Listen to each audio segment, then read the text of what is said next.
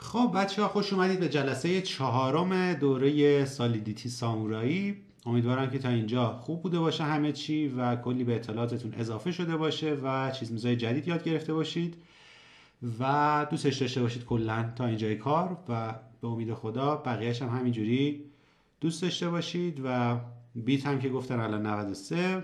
خب خیلی هم عالی. این حمایتش رو از دست بده احتمال داره بیاد پایین، نمیدونم دامینانسش یا هر چیزی، کاری با این داستانا نداریم. ولی بریم بخریم یکم ها. دوست داشتم میشد الان میرفتم میخریدم، ولی نمیدونم چیکار کنیم. خب بریم بچه ها، سر وقت جلسه بعدیمون که یعنی میخوام جلسه فعلیمون، همین جلسه چهارم که هستیم. ما تو جلسه‌های قبلی اومدیم راجع به کلیات اتریوم صحبت کردیم، یه مقدار با مفاهیم پایه‌ایش آشنا شدیم، دیدیم متغیراش چی ان، ورژنینگ چیه، چه میدونم اصلا نوشتن کانترکت به چه صورته. اومدیم ورایبل های مختلفش و انواعی که داره رو صحبت کردیم، هر کدوم رو تفکیک اومدیم یه مثالی براش نوشتیم، توضیح دادیم. قسمت هایی از بعضیاشون فرضاً موند برای زمانی که فانکشن ها رو بخونیم. خب تو جلسه قبلی اومدیم فانکشن ها رو هم با هم دیگه به صورت کلی آشنا شدیم و فهمیدیم. حالا تو این جلسه قراره که ادامه فانکشن ها رو داشته باشیم و وارد قواعد بعدی زبان سالیدیتی بشیم. کارمون رو با نوشتن کانترکت جدیدی شروع میکنیم، اما بهتره بگیم که حالا کانترکت جدید هم شاید نگیم، ولی چرا، بذار برای اینکه قاطی نشه بذارم روی فانکشن 2، شاید بهتر باشه اینطوری. به نظرم آره یه مقدار بهتر خواهد بود. بذاریم روی 5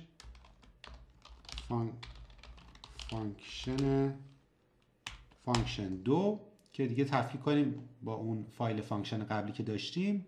بچه اینم بهتون بگم، حالا اگر در جریان هستید که اوکی، در جریان هم نیستید، همه کد هایی که ما از جلسه اول که البته کد نداشتیم، جلسه دوم شروع کردیم به نوشتن، همشون روی گیت های من هست، میتونید تشریف ببرید اونجا. حالا لینکش هم توی گروه هستش، میتونید خیلی راحت برید و به نسخه آپدیت شده کد ها دسترسی داشته باشید. تا آخر دوره به همین سبک و سیاق خواهد بود، یعنی هر کدی که ما اینجا داریم دیگه نمیایم طبیعتا تفکیکی بخوایم توی گروه بذاریم، یک جای واحد قرار میدیم که خب واحدترین جا و بهترین جا برای دیولپرها گیت هاب هست و میتونید از اونجا استفاده کنید. بیایید فایل ها رو بردارید و ببینید چی به چی و حالا به این صورت دسترسی داشته باشید. خب سلام خدمت شما خانم گنجی. و دیگه از الان دیگه کسی بیاد من سلام احتمالا نمی کنم، چون هنوز مبحثمو شروع نکرده بودم. دیگه میگن جواب سلام واجبه، من عرض سلام کردم و بریم سر وقت ادامه مسائل. خب بچه الان من دوباره اومدم یک چارچوب کلی نوشتم، فقط چک بکنم ببینم آیا کامپایلرم نسخش صحیح هست یا خیر. میگم آره 820 حله و یه کامپایل بگیرم که این علامت سبز رو دوست دارم ببینم، یه حس آرامش خوبی میده به آدم. حالا بریم سر وقت سر وقت یکی از مفاهیمی که توی فانکشن ها وجود داره. یک فانکشنی که سابقا راجبش صحبت نکردیم ولی خب به اسم فانکشن هستش. من میام می نویسم کانترکت کانستراکتور فانکشن. اوکی، کانستراکتور یا سازنده بچه یک فانکشنیه که برای مقداردهی اولیه به مقادیر مد نظرتون استفاده میشه. یعنی در زمانی که کانترکت ما داره دیپلوی میشه، اول کانستراکتور اجرا میشه و دیگر هیچ وقت اجرا نخواهد شد. پس فقط و فقط محدوده اجرایی و زمان اجرایی کانستراکتور در زمانی هستش که کانترکت داره دیپلوی میشه و دیگه بعد از اون هیچ وقت هیچ استفاده‌ای نخواهد داشت. عموما هم همونطور که گفتم استفادهش به خاطر این هستش که بتونیم مقداردهی اولیه‌ای به کانترکتمون داشته باشیم. خب حالا کانستراکتور، البته یه احساس میکنم آره این احساس غریبی بهم میداد، مثل که اینطوریه. حالا بریم جلوترم متوجه میشیم. بیایم اینجوری ببینیم. آخرین سری صحبت همون تو جلسه قبلی گفتیم که چند نوع ورایبل داریم که استیت ورایبل بود، لوکال ورایبل و گلوبال بود. گلوبال ها رو اومدیم گفتیم سه دسته کلی دارن، TX، مسیج ها و بلاک. حالا اینجا مثلا من میخوام کاری بکنم در زمانی که داره کانترکت دیپلوی میشه صاحبش مشخص باشه چه شخصیه و همینطور زمان کنونی بلاک چین رو هم بگیرم.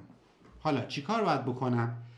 میگم که آقا یه آدرس اول تعریف میکنم، آدرس پابلیک فرزن اونر و میخوام یو اینت، چون اگه خاطرتون باشه گفتیم که زمان توی سالیدیتی بر مبنای یونیکس تایمه که گفتیم تو سایت اپو کانورتر فرزن میتونید برید ببینید به صورت عددیه و تبدیل میشه به فرمت حالا تاریخی که ما داریم.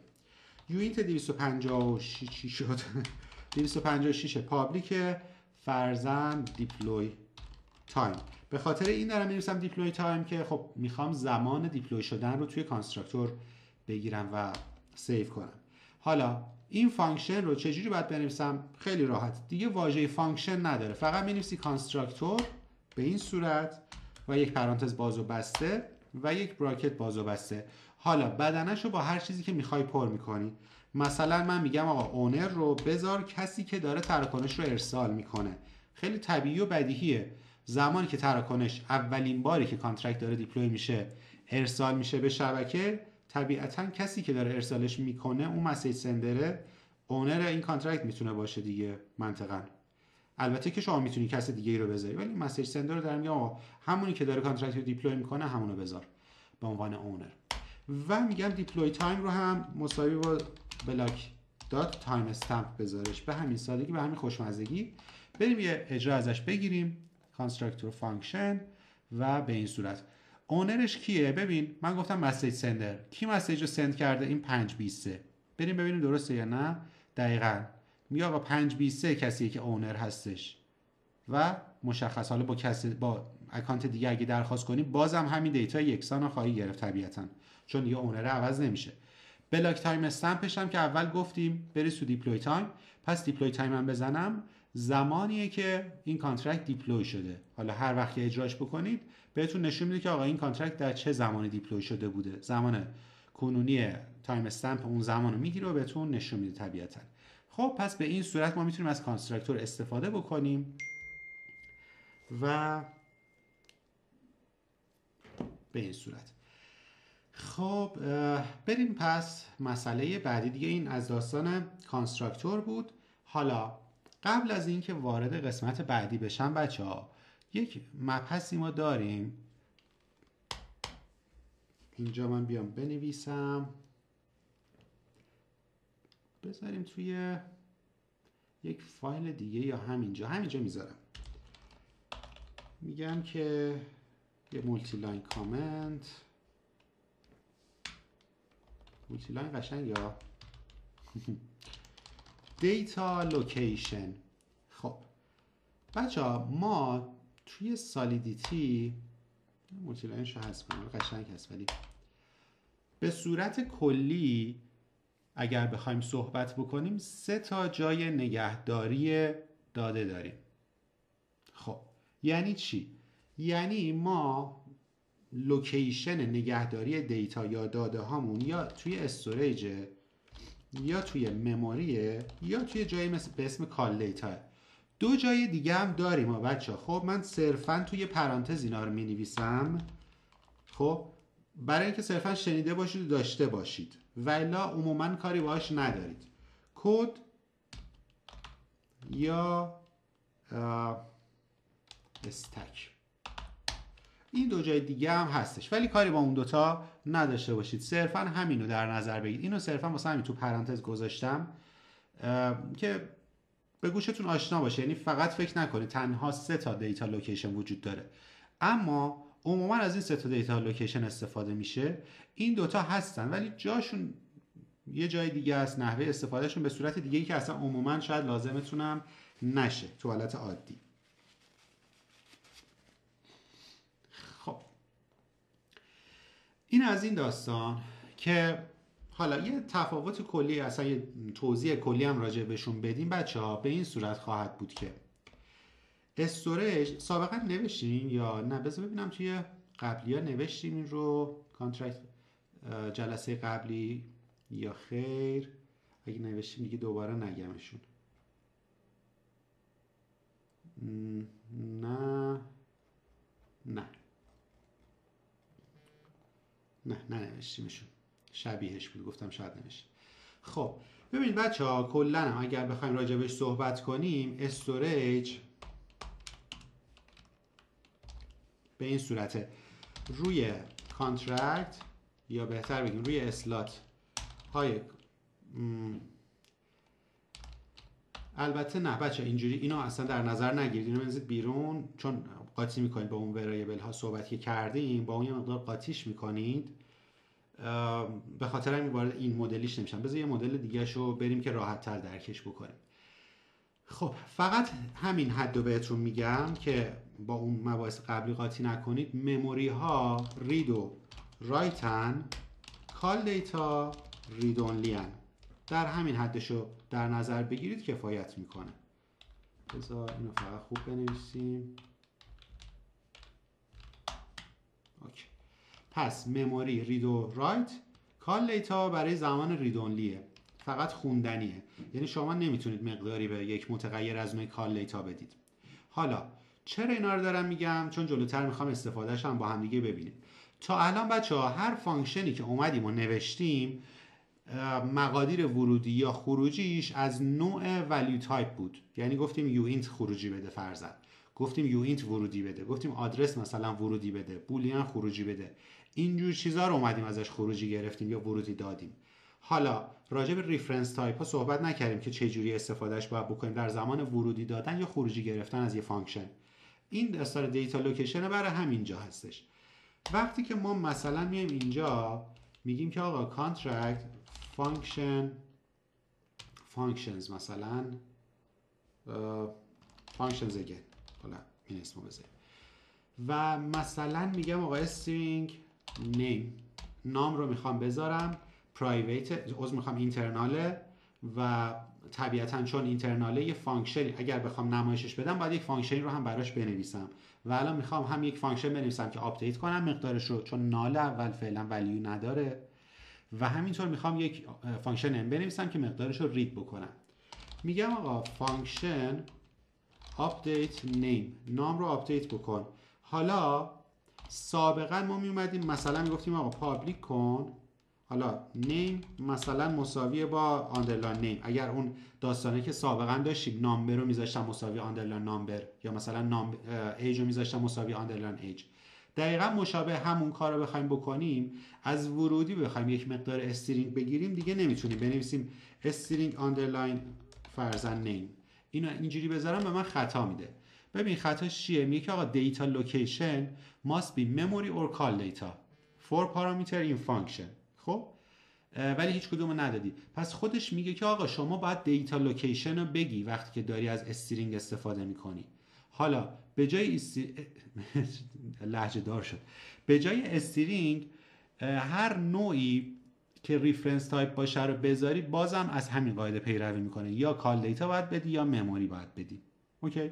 خب حالا جاشون هم بعداً صحبت میکنیم کجا بدیم، اما عموماً میتونید از هر جفتشون استفاده بکنید. خب یعنی اینجوری نیست محدودیتی داشته باشید چون دارید مقداری رو از بیرون میگیرید و وقتی مثلا کال دیتا استفاده کنید چون رید اونلیه فقط و قرار نیست تغییر کنه، یه سری چک های پشت پرده خود EVM کمتر میشه، باعث مصرف گس کمتری هم میشه. ولی خب شما از مموری هم میتونید استفاده کنید برای یه سری نوع متغیرها به غیر از مموری مثلا نمیتونید بهش اساین بکنید. حالا کاری ندارم با این داستان. پس اینجا من یا باید بیام از مقدار کال دیتا استفاده کنم که ارورم رفع بشه یا از مقدار مموری استفاده کنم. هیچ فرقی هم نمیکنه به صورت کلی الان بخوایم در نظر بگیریم که آقا مموری داری مینویسی اینجا یا داری کال دیتا مینویسی. اما عموما بچه‌ها در نظر بگیرید که اگر یه همچین فانکشنی بود بهتره که این رو از نوع کال دیتا در نظر بگیرید و فانکشنتون هم به جای اینکه از نوع پابلیک تعریفش کنید سطح دسترسیش رو بیاید بگید اکسترنال. این دیگه کمترین حالت مصرف گسی میشه که هم اکسترناله هم کال دیتا اینجا دارید استفاده میکنید. پس این حرکت رو انجام بدید. البته بگم کمتر از این حد هم میشه، حتی تو همین چیزی که نوشتیم، ولی الان اصلا واردش نمیشم، اون تو دورم شاید واردش نشدیم کلا. یه مقدار بحث پیشرفته تر و پیچیده تریه، ولی تو همین یه خط و نیمی هم که داریم بازم مثلا بهینه تر میشه. الان قطعا براتون عجیبه که من چطوری میشم چه چیزی، ولی میشه یک مقداری بهینه تر هم میشه از لحاظ مصرف گسش ها، مثلا بهینه تر میشه. فرضاً هر بار اجرای فانکشن ممکنه مثلا میگم 2000 تا گس مصرف بکنه، اونطوری ممکنه چه میدونم 3 تا دونه کمتر بگیره، حالا 6 تا دونه، چه میدونم 20 تا دونه کمتر بگیره. ولی کاری باهاش ندارم، ولی در همین حد در نظر داشته باشید. خب پس من میذارم استرینگ کال دیتا اکسترنال. برای چی کال دیتا گذاشتم؟ برای اینکه دوست دارم 1، برای اینکه 2 دوست داشتم شما ببینید، برای اینکه 3 گسی کمتری مصرف میکنه و در نهایت 4 باید از بین مموری و کال دیتا یکی انتخاب میکردم. چون فانکشنم گفتم اکسترنال، پس کال دیتا گفتم که با هم دیگه خوب مچ باشن و تمام. حالا این فانکشن بعدی رو بنویسم که برای ست کردن، برای گت کردن نیم هستش. خب میگم که شما get name رو انجام بده لطفا. این سری به جای ورودی من دارم خروجی میگیرم دیگه، پس با بالایی هیچ فرقی نمیکنه. میگم آقا external view returns چی رو میخوام برگردونم؟ یک مقدار استرینگ. و حالا باز اینجا باید بهش بگم که آقا مثلا شما مموری هستی یا اگر کال دیتا بود کال دیتا رو پاس باید بدیم فرضاً، ولی عموما اینجا مموری کمتر حال کال دیتا قرار میدن. میگم که ریترن کن نیم رو. خب اینم از این بذار، اینم مثلا خواستی کال دیتا بذاریم، اینجا رو ببینیم. خب ببین نگاه کن، میگه که در زمانی که من یه تغییری دادم بردمش روی روی چی بردیم؟ روی کال دیتا که بردم، میگه که آقا شما داری ریترن میکنی یک استرینگ استوریجیو. خب خیلی مشخصه چرا این ارور رو داره میده، به این علت که نیم رو داره از روی استوریج میخونه. اگر من بیام فرضاً اینجا یک متغیری تعریف کنم، بگم استرینگ مموری فرضاً my name مساویه با، اصلا مساوی هم بذارم مساویه با بهادر، و بگم my name رو شما لطفاً ریترن بکن برای من. حالا ارورش این سریش چیه؟ میگه که کال دیتا نیستش. حالا ارورش میگه که فرمت خروجیت نمیخوره. حالا این سری میگه استرینگ مموری قابل تبدیل صریح نیستش به تایپی که انتظار داری. تایپ چیه؟ کال دیتا. خب چرا باز اینجوری نمیشه؟ چون شما در زمانی که ورودی میخوای بگیری و در زمانی که خروجی میخوای بدی باید فرمت، یعنی دیتا لوکیشنت یکسان باشه. یعنی اینجا تو حالت get name شما فقط و فقط در صورتی میتونی خروجی کال دیتا داشته باشی که متغیری از نوع کال دیتا داشته باشی. حالا من اینجا اومدم مموری تعریف کردم، شاید بگی که خب برو کال دیتا تعریف کن. اینجا رو ببین، کال دیتا نمیتونم تعریف کنم به خاطر همینی که این بالا نوشتم رید اونلی. اینو ببین، من دوباره کامپایل میخوام بکنم. حالا میرم اینجا، میگه این بهادر که استرینگه نمیتونی بریزیش توی یک تایپی که از نوع کال دیتا. دقیقاً به این خاطر که ما گفتیم رید اونلیه. چی کار میتونی بکنی؟ تنها کاری که بخوای بکنی اگر از این فرمت مثلا کال دیتا بخوای استفاده کنی، باید بیای ورودیت رو اینجا بگیری، بعد بگی آقا مثلا همینو به من خروجی بده. همین که حالا در این صورت فقط میتونی، اینم میگه هشداره، فقط چیز خاصی نیست، صرفا میگه که هیچ کاری نمیکنی، که داری یه چیزی رو فقط میگیری از یه جایی و خروجی میگیری. فقط تو این حالت کال دیتا رو دیگه میتونی استفاده کنی. خب پس به این خاطر که من قفل نشم به این صورت، من میام چی کار میکنم؟ میگم که آقا این همون مموری باشه که داشتیم و تمام. حالا الان که بردم روی مموری، میگه آها اوکیه، از استوریج میتونی برداری بیاری توی مموری به من خروجی بدی، اما نمیتونی از استوریج برداری توی کال دیتا خروجی بدی. خب و این مسئلهش به این صورته. اینا رو گفتم که دقت بکنید.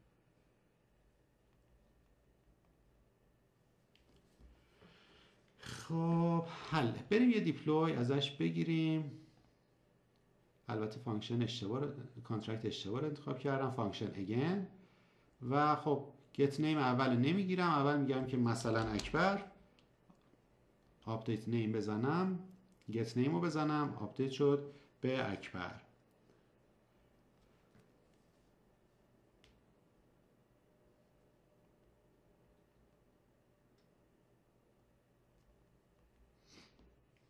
خب اصلاح میکنم، من یه تکست داشتم میدادم. خب اینم از این داستان. پس اینم از حالت داستان دیتا لوکیشن. چیز عجیب غریب سختی نیستش، صرفا باید درکش بکنید و باهاش کار بکنید و تمام میشود. خیلی ساده شیک و مجلسی. خب این هم از داستان دیتا لوکیشن. بنزیم توی همین فانکشنتون. حالا میریم در ادامه داستان. با توجه به اینکه کانستراکتور رو صحبت کردیم بچه ها، ما سابقا توی جلسه متغیرها بود که اومدیم و تو جلسه دوم بود. تو جلسه دوم که در خصوص استارت متغیرها شروع کردیم صحبت کردن که چه انواعی دارن، بچه‌ها اومدن گفتن که آقا مثلا متغیر کانستنت و ورایبل هم وجود داره. گفتم که آره، در زمانی که فانکشن ها رو خوندیم و به اون جایی که مد نظرم هست رسیدیم، این دوتا متغیر رو هم بهتون میگم. چیز خاصی نیستش، کاملا خیلی ساده است، فقط یه داستان ریز کوچولویی داره. داستانش هم چیه؟ بریم کانترکت رو با هم بنویسیم. بذار اینجوری بذاریم و برای اینکه تو کامنت هاتون داشته باشید، میگم کانستنت و ایمیوتبل.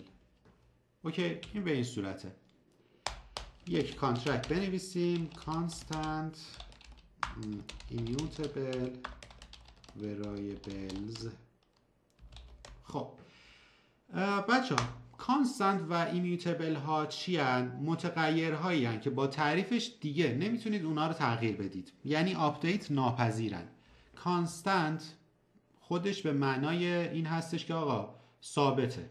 حالا اونایی که مثلا توی جاوا اسکریپت کار کرده باشن، یک نوع متغیری هستش به اسم کانست. حالا لت و ور داریم، ولی عموما خیلی وقتا از کانست استفاده میشه اگر کار کرده باشید با جاوا اسکریپت.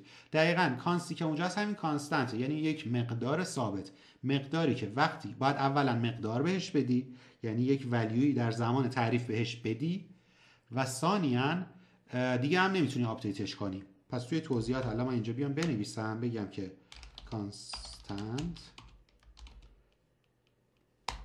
یک مقدار اولیه باید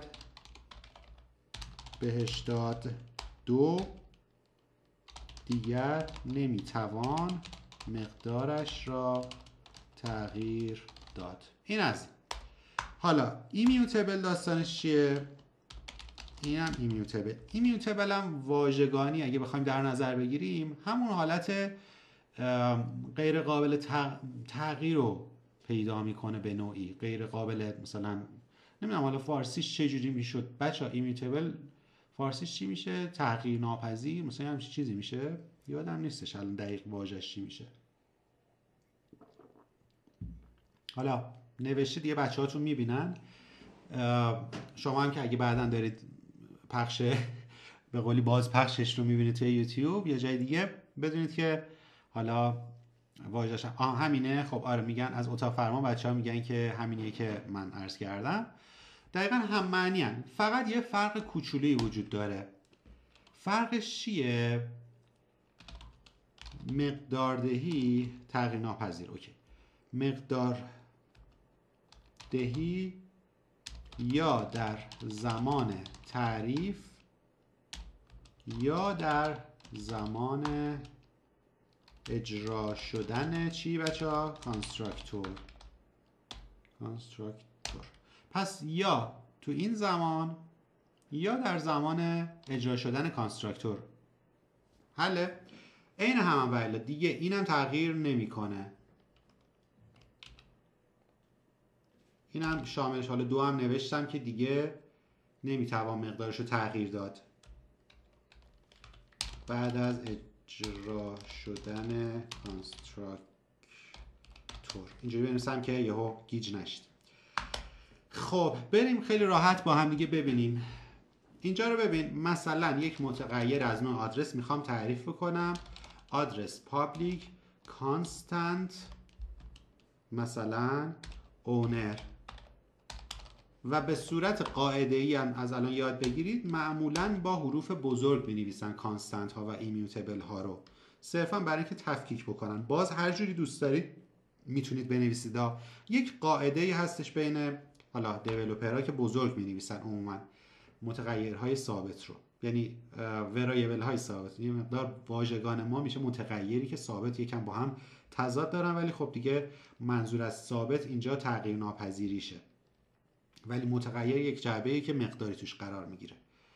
خب حالا اینو کامپایل کنم به من خطا میده. اینجا رو ببین، میگه که آقا شما اینیشیالایز نکردی، یعنی مقداردهی اولیه نکردی متغیری که از نوع کانستنته. میگم راست میگی، بیا کیو تعریف بکن فرضاً، بگو که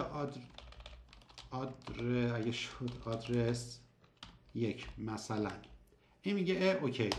حالا میام باز میگم که آقا آدرس پابلیک این سری میگم immutable another owner فرضاً. باز اینجا رو هم من میتونم بیام حروف بزرگ بنویسم طبق قواعدی که داریم. این یکی رو اینجوری بچه ها بنویسم و مقدار ندم به من خطایی نمیده. خب روی خود این خطا نمیده. حالا من انتظارشم کلا هم خطا نده، البته تو ذهنم بود، ولی صرفا الان میگه که آقا کانستراکشن کنترل فلو هنوز تموم نشده چون یک ایمیوتبلی داری که مقداردهی نشده، به خاطر همین داره به من خطا میده. میگه آقا یعنی اوکی اینجا رو خطا نمیگیرم ازت، اشکال نداره، گفتی ایمیوتبل میخوام تو کانستراکتور بذارم، پس اقلا کانستراکتور هم بذار. میگم چشم کانستراکتور و به این صورت میگم آقا another owner مساویه با message sender و الان خطای ما دیگه رفع میشود. اوکی. و به این سادگی و همین خوشمزگی یه اجرا ببینیم با هم، بعد دوباره برگردم یه توضیح راجع به یه چیزی راجبش بدم. خب اونر این آدرس 1 و انادر اونر هم که آدرسی کسی که تراکنش رو ارسال کرد همین 787. حالا چرا استفاده میشه اصلا از این بچه‌ها؟ خب اولا تغییر ناپذیره و خیلی وقتا ممکنه چیزایی رو بخواین که قرار نیست تو طول کانترکت، تو طول حیات کانترکت اصلا تغییر بکنه، قرار یک مقدار ثابت باشه. خب مثلا یک مقدار فی ثابتی باشه، مثلا یک آدرس گیرنده کارمزد ثابت باشه، مثلا یک محدوده تعداد تراکنش، تعداد حالا ترانسفر ثابت باشه و هزار تا المان دیگه. حالا و چه آپشنی در اختیار ما قرار میده بچه‌ها؟ آپشنی که در اختیار ما قرار میده اینه که کانستنت ها و ایمیوتبل ها توی استوریج ذخیره نمیشند. خب پس اینجا میگم که آقا نوت کانستنت و ایمیوتبل ها در استوریج ذخیره نمیشوند. اوکی. پس اینو در نظر داشته باشید که شما زمانی که از کانستنت یا ایمیوتبل استفاده میکنید در اصل دیگه خونه ای از حافظه رو، از اون اسلات های حافظه رو نمیگیرید، صرفا دارید مقداری رو توی بایت کد ها میچپونید. اوکی. و این نکتهش بود که باید در نظر داشته باشید که اینجوری باعث میشه خب یه مقدار مصرف گس هم پایین تر میاد در زمانی که بخواید ازش استفاده بکنید، گس مصرفیش کمتر میشه. بچه اینی که گفتیم تأمین پذیره به بحث فانکشن هاست، یعنی فانکشن هایی که شما از نوع پرایوت یا اینترنال تعریف میکنید هم دقیقا به همین صورتن، یعنی نه که تو استوریج ذخیره میشدن قبلا ها، نه، دقیقا به این صورت در میان که دیگه توی بایت کد میرن. اینو خواستم بگم، توی بایت کد میرن، در بایت کد قرار میگیرند. اوکی.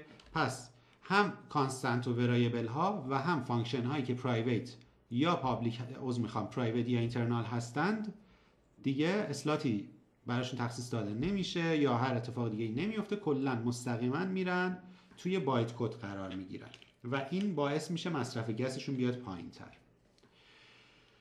خب اینم از بحث کانستنت ها و ایمیوتبل ها که سابقا دوست داشتید ببینیمشون رو دیدیم هم اجرام کردیم و الی آخر. بریم سر وقت فانکشن بعدی که میخوایم بنویسیم. سابقا گفتیم که آقا این کانترکت، گفتیم که آقا یک سری متد هایی داره آرایه، ولی صحبتی نکردیم ازش که آقا چه متد هایی داره. بچه‌ها گفتن آقا پوش، نمیدونم پاپ، اینا چی شد، طولش یا اینا. گفتم به وقتش در زمان فانکشن ها راجبش صحبت میکنیم. الان وقتش که میخوایم راجبش صحبت بکنیم. میگم آقا کانترکتی دارم به اسم array functions به این صورت. حالا یه سری کارا رو ما میخوایم اینجا بیام انجام بدیم. اگر خاطرتون باشه بچه‌ها ما دو مدل array داشتیم. array بهتر اینجوری بگیم fixed sized array و یک نوع دیگه داشتیم dynamically sized array. این دو مدلی بود که بچه ما سابقا صحبت کردیم و گفتیم همچین چیزی داریم. پس این دو مدل هم با هم دیگه اینجا میخوایم بیایم ببینیم. فیکس سایز چی بود؟ گفتیم در زمان تعریفش میگی که آقا من میخوام انقدر خونه در اختیار من بذاری. مثلا میگم آقا یه یونیت 256 و یک پرانتز میشه، این براکت چیه؟ همین براکت باز و بسته سه.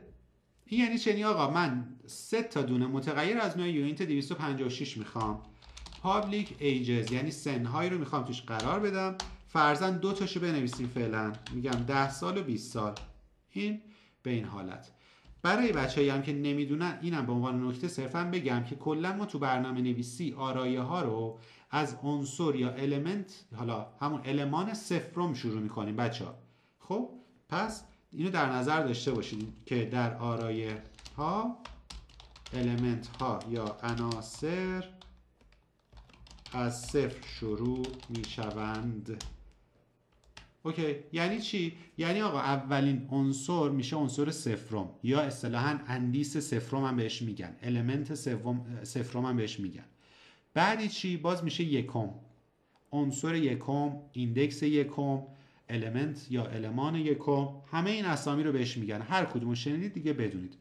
اندیس صفرم و اندیس یکم رو حالا در نظر بگیرید یا المنت یکم و صفرم رو در نظر بگیرید. خب پس این الان 2 تاشو گرفتم، 2 تا از خونه‌هاشو. یه خونه دیگه هم مونده که حالا یا میتونم اینجا بنویسم یا اگر زمانی دوست داشتم مقدار دهی کنم. اگر مقدار دهی نکنم بچا دیفالت ولیوشه ها، خاطرتون باید باشه قاعدتا دیفالت ولیو مقادیر عددی 0 بود. پس اگر من مقداری رو اینجا تعیین نکنم به معنای 0 هستش. یعنی در حال حاضر فعلا متغیر ایجز 2 تا المنت پر داره، یه دونم المان خالی داره. مقدار پرش 10 و 20، مقدار خالیش هم که با 0 پر میشه به عنوان دیفالت ولیو. حالا میرم سر وقت داینامیکالی سایز ها، باز میام یه متغیر تعریف میکنم. مثلا میگم که آقا یونیت پابلیک مثلا نامبرز. حالا میتونم مقدار دهی بکنم، میتونم مقدار دهی نکنم.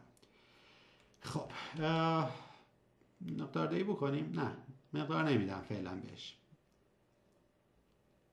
الان 0 دیگه. دیفالتش هم اندازش طولشون 0.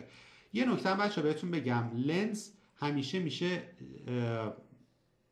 المان به علاوه 1 میشه دیگه، چون المان هامون از 0 شروع میشه. الان مثلا طول اینجا 3 میشه، حالا توی این ثابتا 3 خودش گفته، ولی توی این نامبرز اگر متغیری اضافه کنیم حالا اضافه میشه.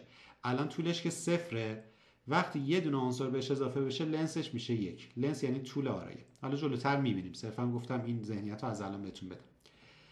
بریم سر وقت یک فانکشن بنویسیم، فانکشن add to ages array.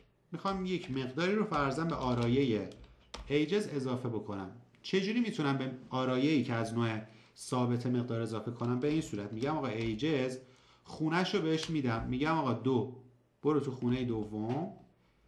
خب خونه دوم میشه کجا؟ اندیس 3 میشه در اصل بچه‌ها.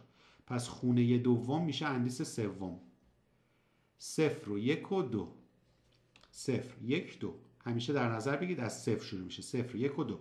اگر اینجا تو براکت دارم می‌نویسم 2 یعنی از 0 بگیر تا برس به 2، یعنی میشه 0 1 و در نهایت 2 که میشه عنصر آخر. و این رو بذار مثلا عدد 30. الان با این مقدار دادم. حالا مثلا یک فانکشن رو برای آپدیت بنویسیم، میگم فانکشن update ages array به فرض مثال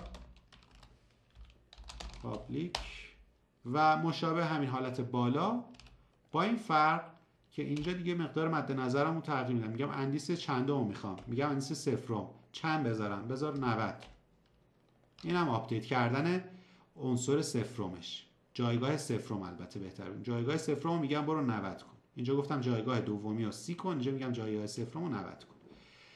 و مقدارش هم بخوام بخونم، حالا اینجا پابلیک هستا، ولی اگر بخوای مثلا یه فانکشن هم براش بنویسی میتونی بیای بگی فانکشن read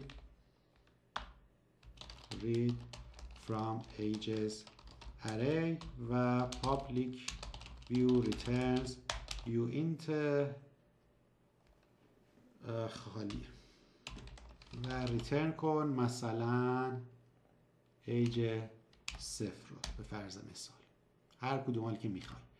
این هم از این داستان. دقیقا میگم برو ایجز صفرمین جایگاهش رو بردار برای من بیار نمایش بده. اگه هم بخوام همه رو بخونم که خب مشخصه دیگه، بذار اینو داپلیکیت کنم. بچه فعلا من توضیح میدم، سوالی داشتید اونجا تکسی بپرسید و بعد میتونم جواب بدم، یا در زمانی که اعلام کردم دست بلند کردید میتونم بهتون جواب بدم. الان وسط صحبت هستیم دیگه. خب میگم read all from ages array، یعنی همه رو میخوام بخونم. مشخصه دیگه uint memory، چون reference type قرار برگشت داده بشه. این reference type البته عذرخواهی میکنم، منظورم این نیستش که این ریفرنس تایپ ها بچه‌ها این شبیه، ولی خب سابقا بهتون گفتم تو حالت وقتی که داریم با آرایه های طول ثابت کار میکنیم، من ترجیحم اینه که بهتون بگم این ریفرنس تایپه، اما بعضی جاها نیازه که مشابه من ترجیحم اینه که بهتون بگم ولیو تایپه که طبقه بندیش براتون راحت تر باشه. اما یه سری جا از جمله این که بخواید مقدار ریترن کنید دیگه در نظر داشته باشید کلا به صورت ریفرنس تایپی کار داره میکنه. خب این ایجز رو اینم برگردونیم و 3 تا خونه داره و همین دیگه. چی دیگه؟ طول ثابت رو دیگه فکر کنم همه چیزاشو نوشتیم. بذار یه فانکشن دیگه هم بنویسم که مثلا بین هر جفتشونه. delete from ages array، من میگم public delete کن مثلا ages 0 رو ages 1 دیگه. ages 1 رو کاری نداشتیم باهاش، قصر در رفته بود دیگه، الان اون رو هم استفادهش کنیم. خب دیگه چی؟ دیگه همین به نظرم دیگه چیز خاصی دیگه. لنسش هم با هم دیگه ببینیم دیگه، حالا ضرر نداره. function show ages array length public view returns یک عدد و return کن ages dot length. اینم از این دیگه. اون آرای طول ثابت من چیزی نداره بخوایم ازش استفاده بکنیم بچه. خب فعلا میرم آرای با طول ثابت رو ببینیم که بعدش برم سر وقت آرای با طول متغیر. اوکی. خب حالا فقط یه ریویو کنیم کاری که کردیم. یه آرای ساختیم 3 تا خونه داره، یعنی ماکسیموم میتونه 3 تا خونه داشته باشه در زمانی که سالیدیتی داره کامپایل رو انجام میده، چون گفتیم استاتیکالی هستش میاد و در زمان کامپایل کردن فضاهای مورد نیاز رو تخصیص میده. میگه اوکی الان یک آرایه‌ای وجود داره از نوع یونیت 256 که 3 تاست. در اصل میفهمه 3 تا جایگاه آرایه‌ای هستش، پس توی استوریجش 3 تا جایگاه حافظه یونیت 256 که دیفالت یکیش 10، دیفالت یکیش 20 و دیفالت یکیش 0 رو قرار میده. حالا آرای با طول ثابت و با طول متغیر کاری ندارم. برای طول ثابت اومدیم گفتیم چجوری میشه اضافه کرد یک عنصری رو به عنصرهای این آرایه تا سقف رسیدن به این عدد 3 ها، تا سقف رسیدن به اون عدد. میگم که آقا ایجز یک براکت باز و بسته و اون خونه‌ای که میخوای مقدار دهی کنی C، این اد میشه. میاد مقدار 0 اینجا قبلا 0 بود دیگه، گفتم دیفالت ولیو 0، ایجز 2 0 بود، 0 رو آپدیت میکنه C. در اصل چیزی جدید اد نمیکنه بهش بچه‌ها، دقت بکنید چیزی جدید اد نمیکنه بهش. یعنی دقیقاً اگر دقت کنید آپدیت و اد عین همن، چون دارید آپدیت میکنید. حالا یه جا یکیشون مقدار داره، اینجا مثلا مقدارش 10 و شما دارید آپدیت میکنید به 90، جای دیگری مقدارش 0، اینجا چون ننوشتیم یعنی دیفالت ولیو 0، جای دیگه 0 و به جای اون 0 میگم برو اون 0 رو بکن C. پس در هر دو صورتش آپدیت ولیوه، اینجا دیگه چیزی اضافه نمیشه.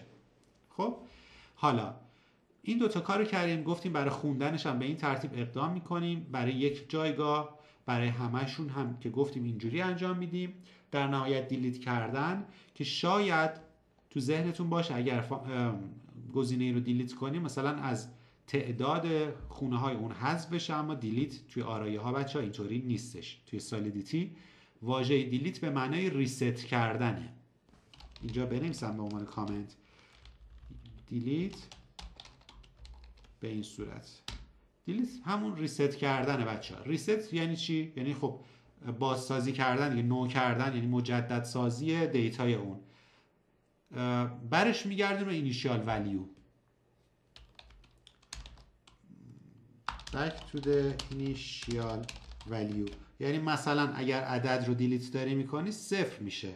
اگر مقدار بولیان رو داری فرضاً دیلیت میکنی 0x میشه مثلا.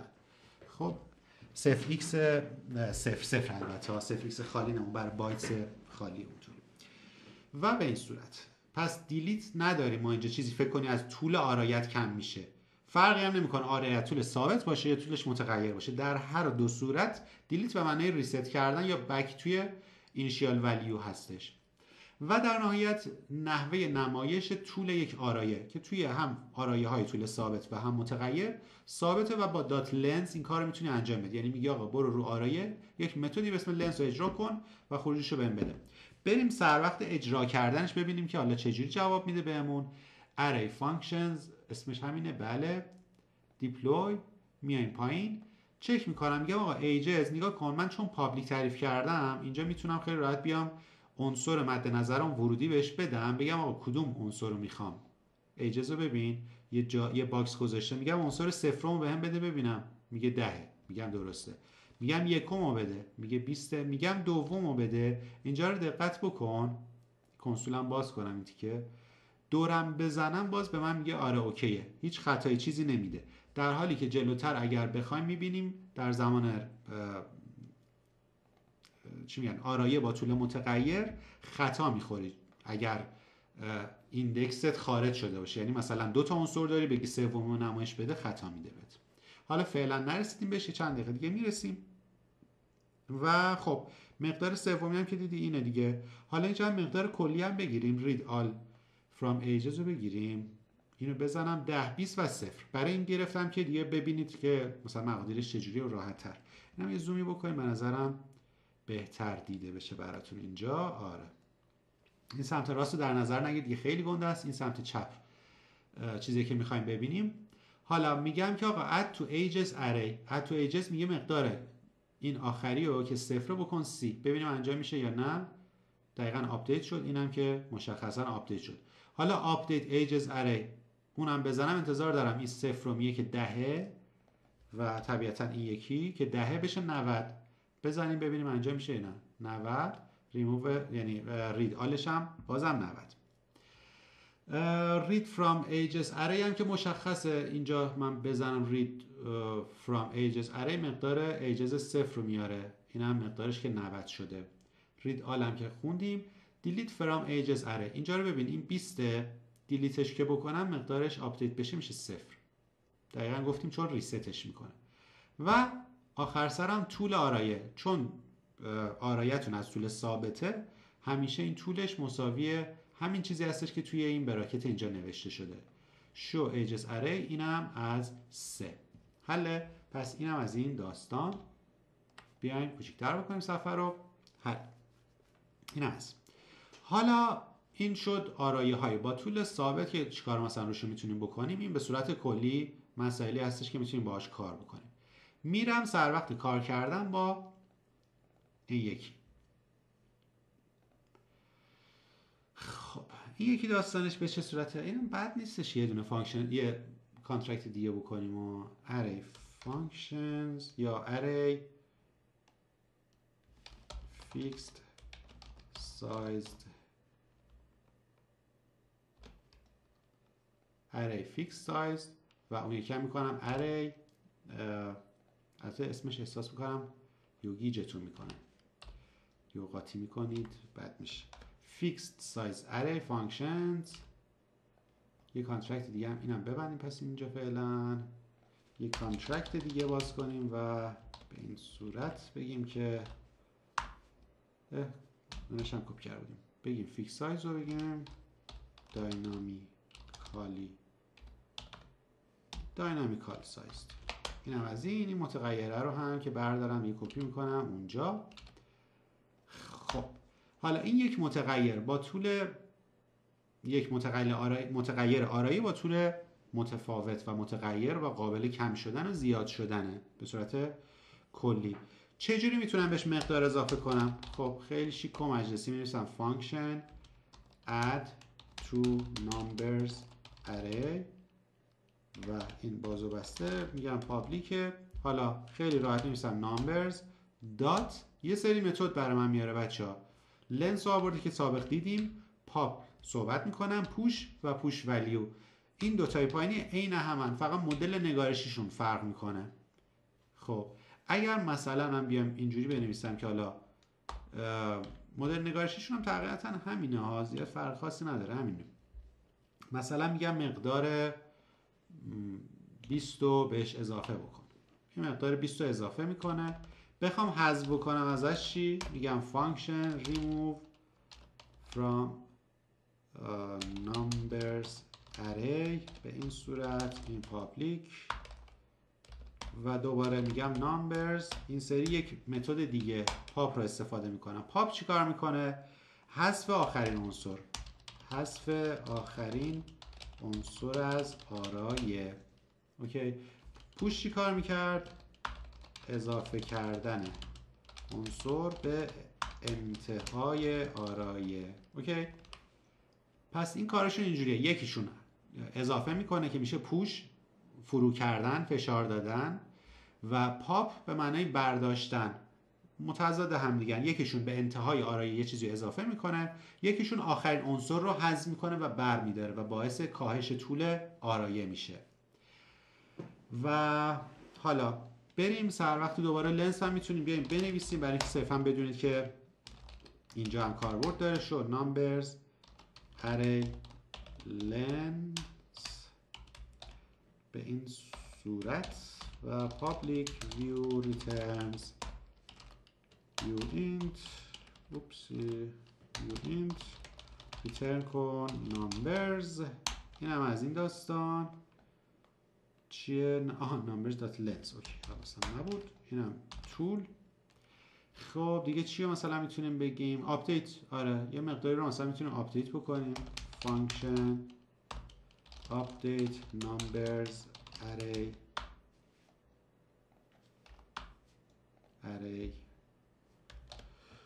بگیم که یه گزینه‌ایش رو مثلا آپدیت بکنیم. مثلا میگیم که کدوم آپدیت کنیم به نظرتون؟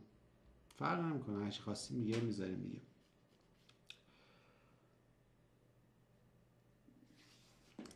یک مقدار من گلوم خوش.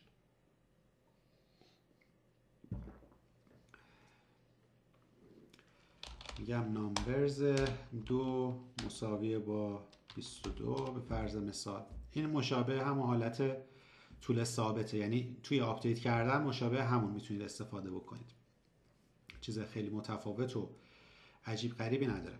یه فانکشن هم بنویسیم مشابه سری قبلی که بیاد خود نامبرها رو نمایش بده، کل آرایشو. show numbers array و public view returns uint آرایه‌ای و مموری. بیا ریترن کن numbers.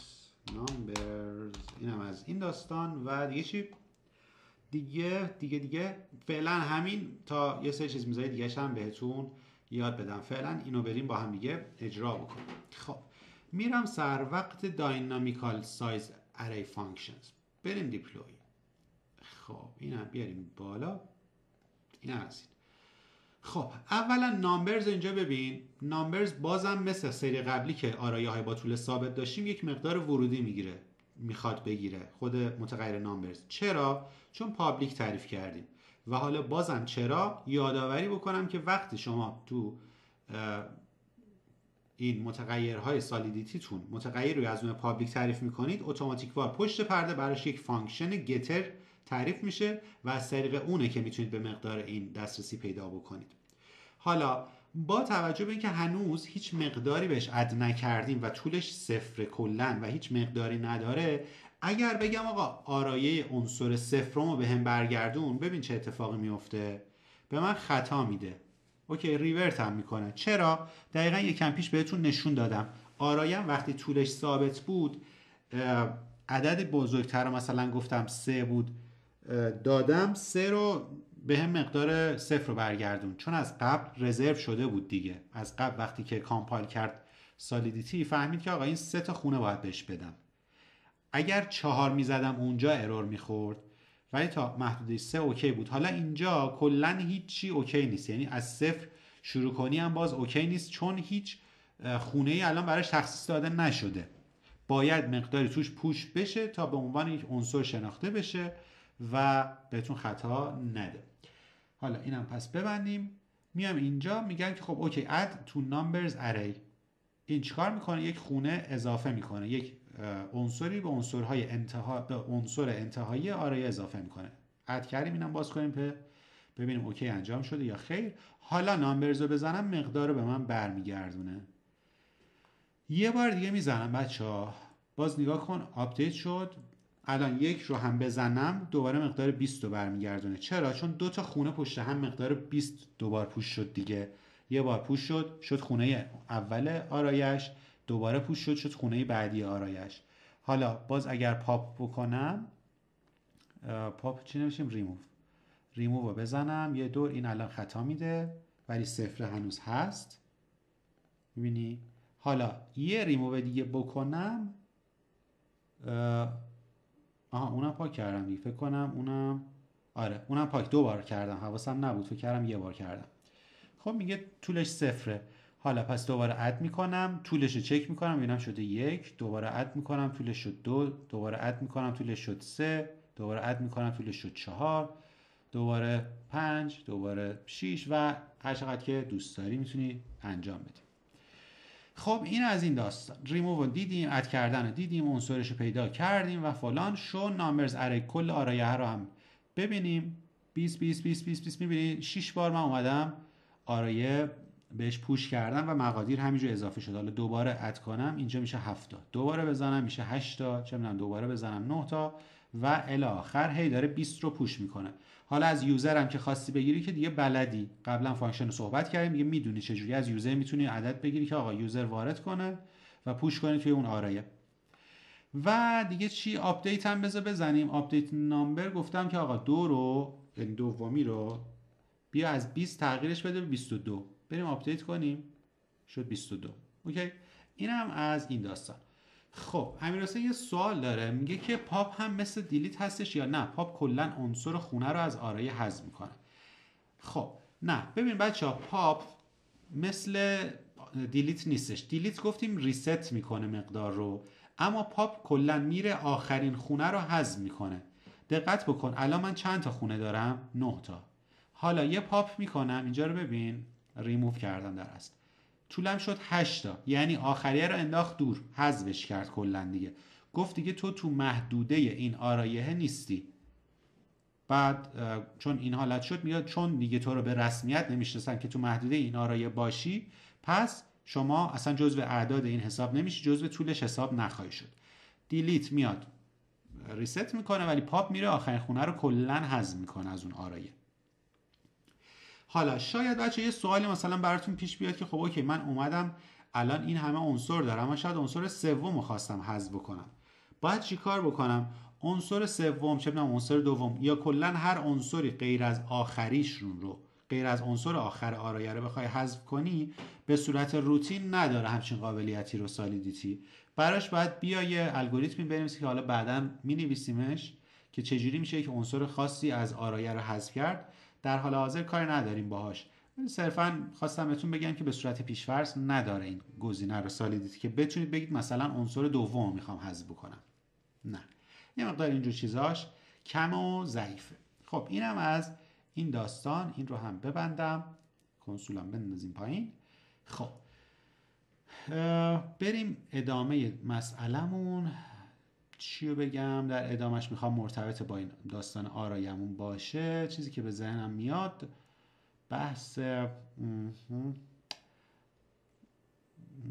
بحث شیرین و جذابیه که الان میگم. ببینید بچه ها، مثلا من میام اینجا یک آرایه‌ای میسازم، میگم که آقا یو اینت، آرایه همینجوری میسازم، نامبرز بذاریم یا ایج، هم نامبرز 2 میذاریم. اوکی، مثلا میگم نامبرز 2 مقدار 1 و 2 داره. به این صورت این یه آرایه با طول متغیر تعریف کردم که دو تا هم عنصر در حال حاضر داره. حالا میخوام بگم چی؟ دو تا فانکشن تعریف میکنم، میخوام تفاوت‌هایی رو توش نشون بدم. اول مینویسم بعد بهتون میگم داستانش رو. میگم که آقا فانکشن مثلا update my numbers 2 array، یعنی my numbers 2 رو میخوایم آپدیت بکنیم پابلیک و numbers 2 مساوی با numbers. این به این صورت یک فانکشنی هم بنویسیم تحت عنوان update my numbers 2 array 2. این هم به این صورت پابلیک و uint storage numbers 3 مساوی با numbers و numbers 3 دات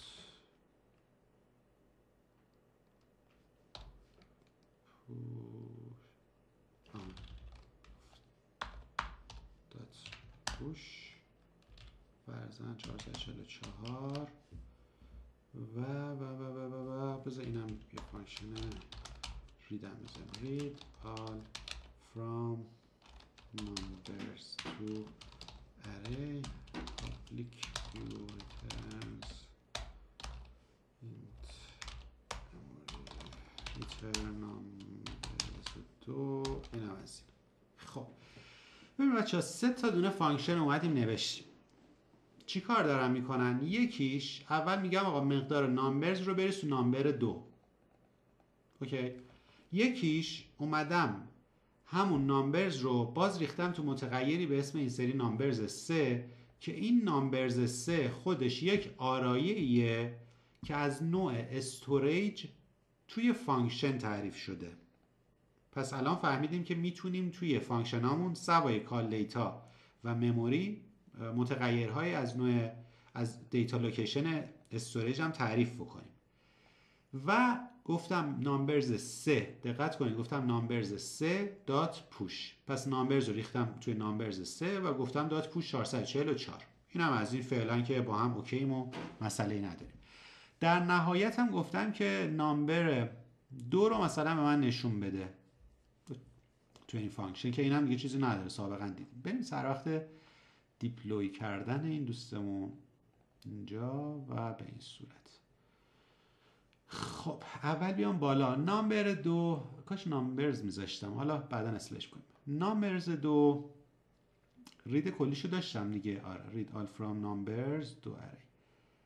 اول یه دور اجراش بکنیم ببینیم نامبر چیه. رید all from numbers 2 array رید all from اینجاست. اینو بزنم. خب دیفالتش الان 1 و 2 دیگه مشخصه. حالا برم سر وقت فانکشن update my numbers 2 array رو بزنم.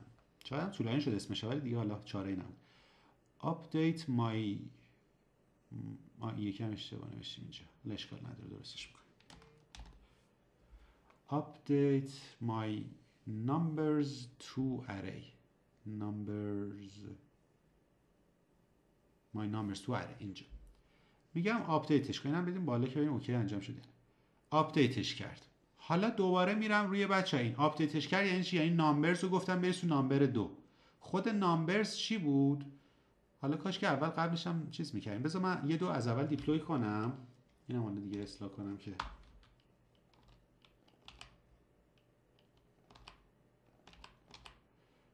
خب یه ارور دیگه اینجا درست. خب اینو من از اول دیپلوی کردم برای اینکه خواستم دوباره ببینید یه سری دیتا رو می‌خواستم دیتا بدم بعد ببینید. الان من دیتا ندادم این سری. اینو بیارم پایین و اینم حالا فعلا ببندیم مثلا بنزنم پایین که تمرکز به هم نزنه. آقا نامبرز رو من پوش میخوام بکنم. همین اد تو نامبرز اری رو میزنم هی چند سری هی دارم میزنم و بیا show read all from show numbers array. این همه من زدم. خب این شده الان نامبرز. حالا اومدم اینجا نامبرز 2 رو خوندم. شو نامبر کجا بود؟ read all from numbers 2 array 1 و 2. حالا اینجا میگم آقا نامبرز 2 رو بریز، نامبرز رو بریز تو نامبرز 2. بریم اینجا update my numbers 2 array رو بزنیم، اجرا شد. حالا اینجا رو ببین، الان انتظاری که داری فکر میکنم انتظاری که داشته باشید، من حالا نمیخوام زیاد زمان بذارم برای اینکه ازتون بپرسم، ولی احتمالاً انتظار داشته باشید که این مقادیر 20 و 20 و فلان و اینا چسبیده باشه مثلا ته 1 و 2. ببینیم آیا همچین چیزی شده یا نه. خب همچین چیزی نشد، کلا تهش نچسبید. خب مشخصه، شاید هم انتظار اینو داشتید که مقادیر رو برگردونه روی اون، بازم اوکیه. خب پس اومد اینجوری کار رو انجام داد. حالا این از این صورت بود. بریم سر وقت آپدیت مای نامبرز 2 اره 2. کدوم فانکشنش؟ مای نامبرز 2 اره 2. نامبرز هم که اینجا داریم میبینیم، اینجا نامبرز رو راستی باید ببینیم با هم دیگه. نامبرز شو نامبرز اره. نامبرز رو ببین همش 20. این هم که 20 چون کپی کردیم. حالا قسمت مهم ماجرا کجاست؟ آپدیت مای نامبرز 2 اره 2 رو اجرا میکنم.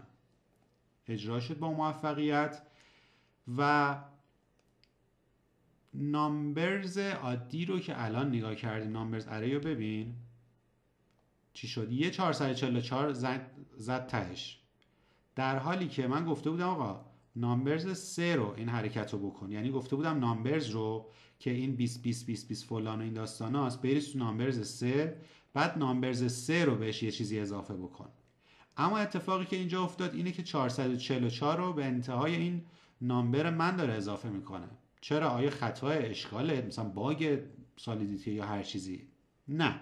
ببین داستان به این صورته، وقتی که شما بیای و اون آرایت رو اینجا مثلا که گفتیم استوریج، اون متغیر ریفرنس تایپت که اینجا آرایه هستش از نوع عددی رو میای میگی استوریج باشه، در اصل داری میگی که آقا هر چیزی سمت راستش بود من میخوام سمت چپ هم با همون نام بتونم بهش اشاره کنم.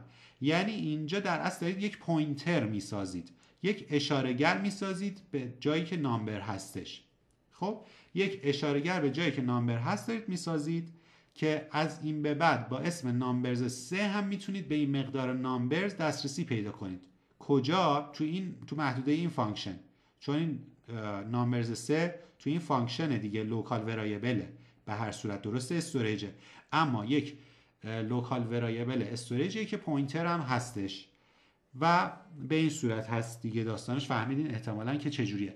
پس اگر اومدی گفتی آقا یک ریفرنس تایپی دارم از نوع استوریج میخوام قرارش بدم و اسمش رو نوشتی، اسم گذاری کردی متغیرش رو و نوشتی مساوی یک چیزیه، اون مقداری که چیز نوشته دیگه باعث نمیشه که مقدار رو بخواد اینجا کپی کنه.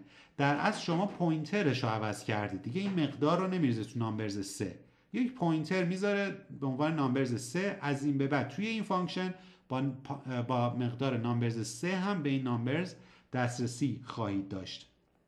و این داستان مهم بود که میخواستم بگم که دقت داشته باشید که در زمان استفاده از دیتا لوکیشن استوریج درون فانکشنتون دقت داشته باشید که در اصل دارید یک پوینتر قرار میدید، نه آپدیت مقدار. برای آپدیت کردن شما به همین ترتیب که نامبرز رو ریختی تو نامبرز 2 آپدیت شد و اومد 20 20 20 20 همه رو ریخت. اما اینجا اومد صرفا همون مقادیر قبلی رو نگه داشت، اومد پوش کرد به انتهاش چیزی رو. در خصوص پاپ هم همین بود. اگر من مینوشتم نامبرز 3 دات پاپ بازم همین کارو میکرد. یا اگه مثلا میومدم نامبرز 3 حالا عنصر 4 رو ادیت میکردم، بازم از بین این عناصر ادیت اتفاق میافتاد. خب پس این بحث رو هم از این داستانی که صحبت کردیم. خب اینم از این. یه لحظه بچه من پاس کنم یه آبی بخورم الان میام. خب بچه ما داشتیم پشت پرده با بچه صحبت ریزی میکردیم، اون تا گفتم دل اون کسایی که نیومدن کلاس بسوزه. البته حالا ممکنم هستش نسوزه در نهایتش، ولی گفتم که اگر شرکت پنجشنبه که البته نه کریسمس که تعطیل نمیکنن، سال نو میلادی ما رو تعطیل کرد، حتی 3 روز اگر تعطیل اون بکنه شیرینی میدم به اون بچه‌هایی که الان توی کلاس هستند و اونایی که توی لایومون نیستن الان، توی این کلاس الانمون نیستن به صورت زنده و بعداً میبینن، خب طبیعتاً بهره مند نخواهند شد، حتی اگر ایشالله ما رو تعطیل بکنن. امیدوارم که تعطیلمون بکنن دیگه، یه مقدار تعطیلی کم میکنن اونجوری. خب اینو گفتم صرفا توی کلیپ باشه. خب حالا بریم بچه‌ها سر وقت سوال هایی که بچه‌ها داشتند. چرا من این سوالو نمیتونم بخونم؟ نمیاد بالا. ای بابا رفت. خانم پرستو میپرسه مقدار گس مصرفی تو آرایه ها بستگی به محل ذخیره سازی داره همیشه؟ ببینید بچه‌ها کلاً گس مصرفی بستگی به این داره که شما داری از کجا میخونی و چه داده‌ای رو هم داری مینویسی. یعنی در مجموع میشه گفت از مجموع عملیات هایی که داری استفاده میکنی کنتور میندازه و بابتش باید پول بدی. به خاطر همین طبیعتاً یکی از فاکتورهای تاثیرگذار تو گس مصرفی تو آرایه ها محل ذخیره سازیشه. یعنی آرایه‌ای که شما توی مموری تعریف کنی قطعاً خیلی ارزونتر خواهد بود به نسبت آرایه‌ای که توی استوریجت بخوای تعریفش بکنی. بعد علی میپرسه که استوریج حتما باید روی یکم فارسی انگلیسی شده علی، یکم نمیتونم بخونم چی نوشته شده. میگه که حالا خبری هم نوشته احساس میکنم، نمیدونم، ولی یه مقدار سخته متوجهش نمیشم. حالا بعدا میتونی توی گروه بپرسی، الان نمیتونم بفهممش. و دوباره پرستو میگه که سال نو چینی هم تعطیل کردن شیرینی بدید. نه دیگه اون ربطی به ما نداره، با چین نیستیم.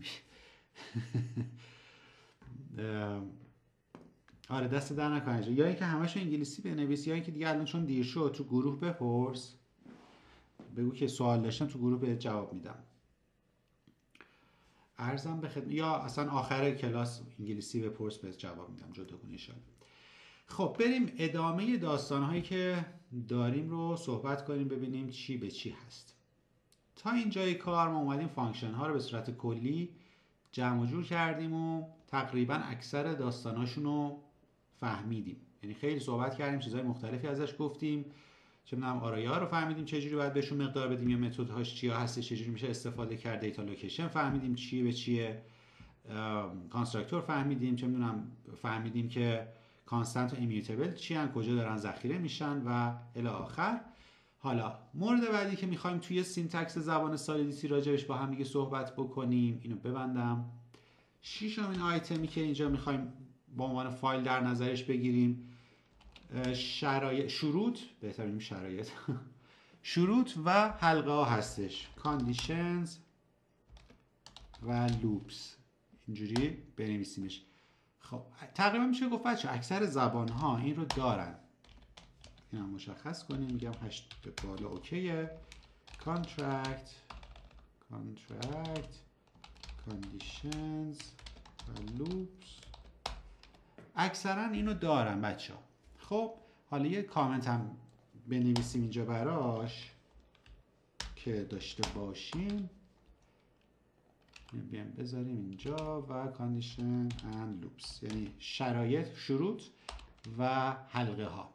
شروط که از اسمش مشخصه، اگر فلان چیز شد فلان کارو بکن، اگر نشد یه کار دیگه بکن، اگر هم هیچ کدوم نشد باز بیا یه حرکت دیگه بزن فرضاً. این میشه شرط.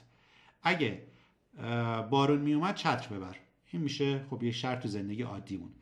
اگر یک تیمی 2 تا گل زد برنده است مثلا، یا اگر تعداد گل‌های تیم 1 از تیم 2 بیشتر بود طبیعتاً تیم 1 برنده است. و در غیر این صورت اگر تیم 2 تعداد گلش بیشتر از تیم 1 بود تیم 2 برنده است. در غیر این صورت مساوی هستند. میدونی این حالتهای شروط خب خیلی ساده و مشخصه. و لوپ یعنی چی؟ حلقه. یه کاری رو چه میدونم n بار x بار اجرا بکنی، 10 بار جمع بکنی، 20 بار ضرب بکنی، نمیدونم 30 بار کم و زیاد بکنی و هر داستان دیگه. بریم سر وقت کوچیکش اینجا بگم یک کاندیشن به این صورت کلیتش رو بخوایم بنویسیم میگم if یه داستانی بود وارد یک بدنه ای از کد میشه که اصطلاحاً به این if بادی میگن، مثلا اون فانکشن بادی که داشتیم. if یه اینجوری بنویسیم if کاندیشنی وجود داشت، یعنی یک شرطی برقرار بود فرضاً، یا حالا برقرار نبود، این کار رو بکن. در غیر این صورت اگر another condition، باز بیا توی این بدنه یه حرکت دیگه ای بزن. در غیر این صورت بازم بیا یک حرکت دیگه ای بزن. اوکی، این میشه حالت شرط که چندین مدل، هر مدل که مد نظرت باشه تو در تو یه خطه، فقط یه دونه if با else if با else if با else و حالا تو در توش بکنی هر حرکتی قشنگ میتونی انجام بدی. و دومین مسئله لوپ هامون هستند. لوپ های زیادی هم نداریم اینجا، پرکاربردترینشون بحث فوره. به چه صورته؟ فور یو اینت، یک متغیر حالا از نوع یو اینت، اینیشیال ولیو، هر چیزی میخوای بهش بدی در از اینیشیال ولیو، اون end of loop condition، این خودش یه لوپ هم توش داره فور. و steps، گام هایش افزایش اون در حقیقت کانتی که داره که حالا با هم میبینیم. و اینم بدنه لوپمون هستش. و این از این while باز end of loop condition، یا بهتره حالا برای اینکه گیج نشید اینم مثلا اینجوری هم میتونم بگم کاندیشن ها، بهتر اینجوری میرسم کاندیشن لوپ یعنی حلقه. دقیقا شنیدید بچه ها مثلا میگن توی یه لوپ بسته افتاد طرف، مثلا یه لوپ ناپایان، مثلا یعنی یک چرخه، یک حلقه ای که اجرا میشه. حالا ناپایان رو بدون اتمام باشه که تا ابد، یعنی داره اجرا میشه، یه حلقه ای هی داره اجرا میشه. ولی خب ممکنه حلقه طبیعتا تموم بشه، مثلا میگی 10 بار. آره حلقه بی نهایت، اونا که تو برنامه نویسی دیده باشن، حلقه بی نهایت که تو جلسه اولم یه صحبتی در خصوص گس کردیم که اصلا علت وجودی گس یکی از علل مهمش چی بود، این بود که آقا اگر یه برنامه‌ای نوشته شد، یه کدی نوشته شد که توی حلقه بی نهایت هم افتاد بنا به اشتباه برنامه نویسی، شبکه خوابیده نشه. تو جلسه اول ها رو برید نگاه کنید، یادتون میاد که این رو هم اشاره کردیم، حلقه بی نهایت رو.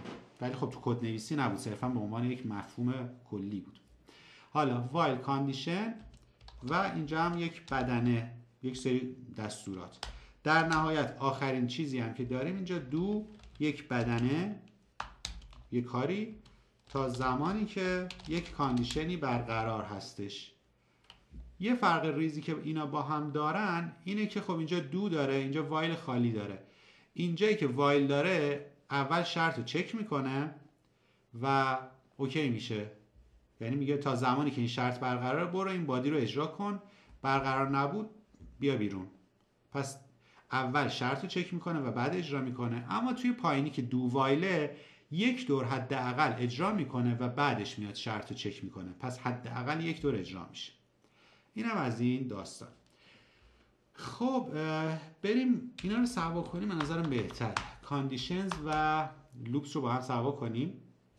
اینم ببندم که یا اینجوری بذاریم، آره اینجوری قشنگ‌تر. میگم که آقا کانترکت کاندیشنز، مثلا میگم آقا یونیت پابلیک ایج مساوی 20، یه سنی گذاشتم 20 سال مثلا. یک فانکشن دارم مینویسم برای آپدیت کردن مقدار ایج. آپدیت ایج، از کاربر بیا عدد بگیر، یونیت آندرلاین ایج پابلیک ریترنز بولیان، یعنی میخوام ترو فالس بهم بده که آپدیتش تموم شد، مثلا بیا یه ترو فالسی هم برام برگردونه. چرا اینجوری هم می‌نویسم؟ میتونی شما ترو فالس یا اصلا برگشت نداشته باشی، ها صرفا اینطوری دارم می‌نویسم که ببینید که چند مدل مثلا میشه اون ایف و الس هم مثلا نوشت و استفاده کرده ازش. میگم آقا اگر آندرلاین ایجی که داره یوزر وارد میکنه کوچیک‌تر از 100 بود و همینطور این اند به معنای در حقیقت چک کردنه که هم گزاره سمت چپ و هم گزاره سمت راست باید برقرار و ترو باشند تا ترو بشه این حاصل در حقیقت مقایسه اینها. و همینطور ایج که یوزر داره وارد میکنه بزرگتر از 20 بود، بیا چیکار کن؟ بیا بگو ایج رو آپدیت میدم، ایج مساوی با آندرلاین ایج، و تو این حالت هم ریترن کن ترو رو. پس اگر این شرط برقرار بود این کارو بکن. در غیر این صورت اگر آندرلاین ایج بود، ایج مساوی 20 بود، بیا چیکار کن؟ دیگه آپدیت نکن، فقط ترو برگردون. و در نهایت اگر هیچ کدوم از این دوتا نبود، یعنی هیچ کدوم از این دوتا شرطی که ما اینجا اومدیم نوشتیم و این شرطی که اینجا اومدیم نوشتیم نبود، بیا بگو فالس. اینطوری مثلا این یک فانکشنی که حالا نوشتیم با هم که بخوایم ببینیمش. بریم سر وقت دیپلوی کردنش یه نگاهی با هم داشته باشیم.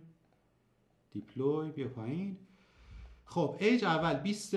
اینجا رو ببین، میام مثلا میگم که آقا رنج صحیح خود 20 رو بهش میدم. اینم باز کنم که اینجا ببینیم مقدار خود 20 رو بهش میدم. اول چیکار میکنه دیگه؟ آپدیت نداره دیگه. اینو باز کردم، صرفا داره ترو برمیگردونه، دیکودد آوتپوتش رو میگه ترو.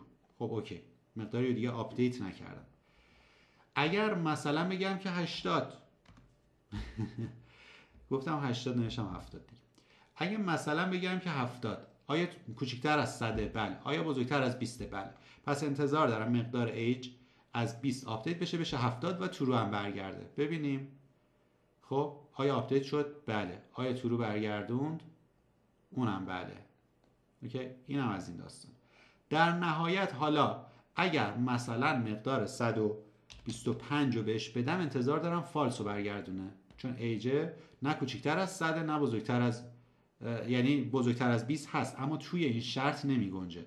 همزمان این شرط که ما نوشتیم یعنی همزمان هم مقدار ورودی کوچکتر از 100 باشه هم بزرگتر از 20، یعنی تو بازه 20 تا 100 باشه، در حالی که بازه من این 125 بیشتر از اینه. پس انتظار فقط برگشت دادن فالس رو دارم. ببینیم آیا اینو برگردون، دیکودد آوتپوت دقیقاً طبق انتظار ما فالس رو برامون برگردوند. پس این به این صورت هستش که خب فانکشنش اومدیم استفاده کردیم. حالا باز برای اینکه تو ذهن بچه‌ای که نمیدونن یا حواستون شاید نباشه یا هر چیزی، شما چندین تا ایف و الس هم میتونید داشته باشید، یعنی هی بیایید دسته‌بندی بکنید، یعنی مشکلی نداره که تو در تو چقدر بنویسید. اگر یه جوری بود یه کاری بکن، اگر یه جوری نبود یه کاری دیگه بکن. مثلا بگم که آپدیت ایج 2،